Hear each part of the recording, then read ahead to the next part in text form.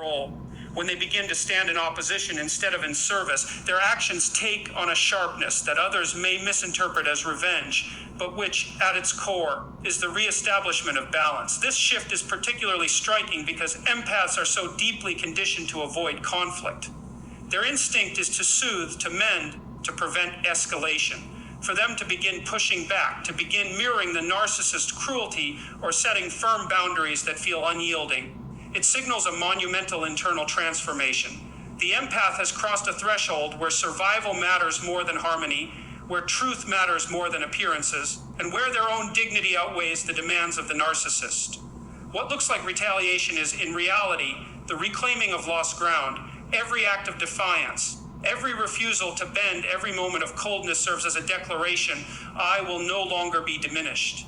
The narcissist, of course, cannot distinguish between revenge and self-preservation, because for them, any act of resistance feels like an attack. They are used to an empath who smooths over their mistakes, who absorbs the blame, who bends under pressure. When that no longer happens, the narcissist interprets the empath's new behavior as malicious, as vindictive, when in truth it is simply the empath no longer cooperating with their control. The empath might ignore messages, refuse to apologize for things they did not do, or call out lies directly instead of swallowing them in silence. These actions might appear hostile to someone accustomed to dominance, but they are not designed to harm.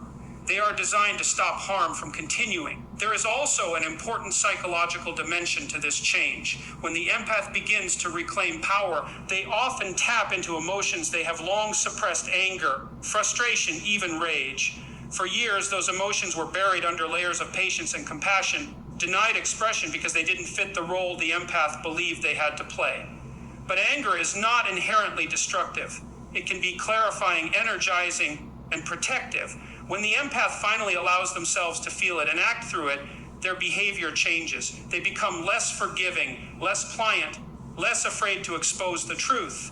To the narcissist, this sudden emergence of strength feels threatening, as though the empath has become an adversary rather than an ally. Yet what is really happening is that the empath is no longer hiding parts of themselves for the sake of maintaining an illusion of peace. The actions that emerge from this transformation can be startling. The empath who once soothed now confronts. The one who once tolerated disrespect now rejects it outright. The one who once shielded the narcissist from consequences now ensures those consequences are felt. These actions are not the plotting of someone seeking to harm, but the awakening of someone determined to no longer be harmed. They reveal the empath's recognition that their well-being cannot coexist with endless accommodation of cruelty. What may appear as acting badly is, in fact, a turning point where survival, dignity, and truth finally outweigh the compulsive need to heal someone who never wanted.